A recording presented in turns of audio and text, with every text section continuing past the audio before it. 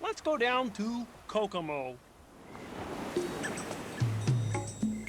Day 10, Sunday the 24th of October, Bermuda. The day didn't get off to a fantastic start, as after posting this blog, I realised that not only had it not posted successfully, it had also lost all of the hard-written words that I had scribed in the early hours of the morning. Thanks for that, World Wide Web. We've been having problems with the internet ever since Boston, when they changed the crew Wi-Fi logins to a new site. It keeps auto-purchasing minutes that I haven't authorised, and then telling me my time is all used up. It's very frustrating, as I try to be really careful about conserving my usage just for uploading this account. I then enjoyed a good workout, however, this time venturing to the passenger gym for the first time with my roommate Becky, dealer from Zimbabwe, as we were just coming into port in Bermuda and the guests were all on deck watching us dock, or in their staterooms getting their beach towels and sunglasses at the ready. Happy days! A gorgeous view and fancy equipment to sweeten the deal. After a quick shower, I surprised our cabin steward, who was changing the sheets, by coming out of the bathroom in just a small towel. Whoops! I better make sure I tip him extra next week. I frantically dried my masses of wet hair so that I could arrive the requisite 5 minutes early for my casino customer service training, which I had to attend in full uniform. While I was sat there waiting for the lecturer to arrive, with half a dozen of my counterparts, Pit Boss Pavel had us all cracking up as he recounted tales of inebriated guests who had thrown up at the dice table, and an unfortunate woman who puked all over a slot machine, losing her false teeth in the process. My stomach muscles got a better workout than they did in the gym, his thick Russian accent making the revolting stories all the more hilarious.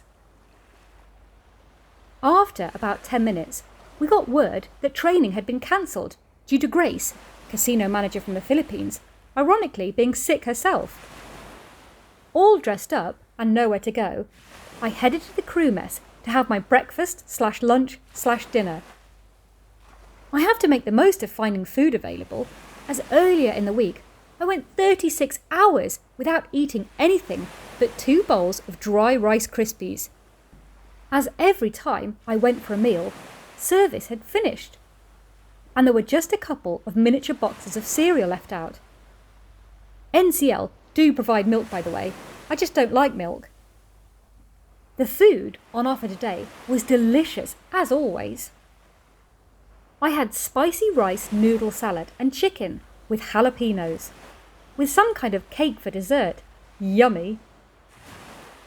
I'm very satisfied by the excellent choices we get.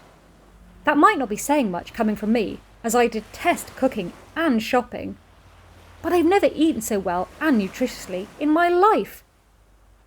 I also found out late last night that as gaming staff, we get midnight snacks in La Cucina, the French restaurant, after it closes for guests.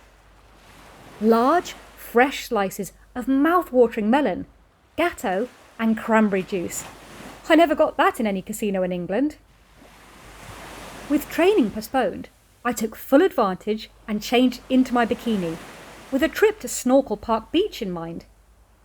My fellow top bunker, Daisy, dice dealer from the Philippines, was in bed when I got back to our room, but somehow I managed to convince her to leave the confines of our cabin for her first shore visit to Bermuda, despite this being her 3rd time here in as many weeks.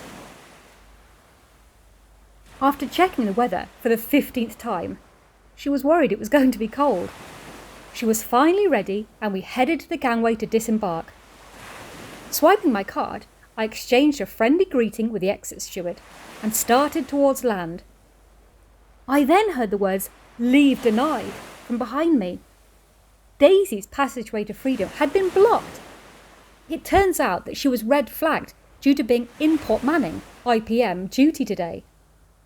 In Port Manning, or on board duty, is a dreaded assignment that we all undertake on a rotational basis. Basically, a quarter of the crew have to stay on the ship in case of emergency and are needed to guide the passengers to safety. Each port day was one of 4 different colours. And if today's your day, you're going nowhere, unless you've prearranged a swap. Back to bed it was for Daisy then. I made the short trip to Snorkel Park alone, and was soon cooling off in the glorious clear blue salt water. I was stopped in my tracks, however, by the presence of an army of fish. I hate fish, unless they're the kind served up raw in bite-sized chunks on top of rice. Live ones scare the bejesus out of me. As I looked down through the crystal waters, there were shoals of the creepy things swarming around me.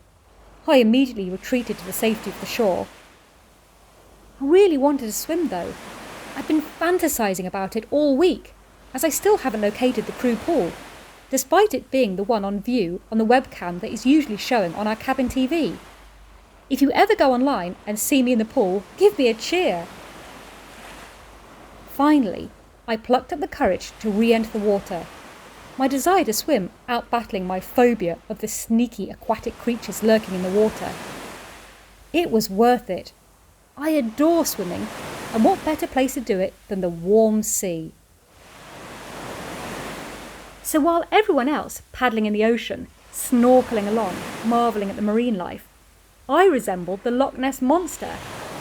Head and neck held high out of the water, eyes screwed tightly shut so that I couldn't see my pale green nemesises. And so here I am, lying on the beach, listening to a live band rocking out Robin Thicke at the bar, rewriting today's entry with a breeze coming off the ocean, next to my roommate Andrea, cash desk from Romania, and Anton, slot manager from Bulgaria, who turned up and joined me after I'd got out of the sea. Not such a bad day after all. And that's all for day 10. Thanks for listening. Be sure to tune in for day 11's antics tomorrow. Same time, same place. Well, not literally, because this ship never stops. Be sure to subscribe so you never miss a day. And if you're enjoying it, like and share it too. Thank you!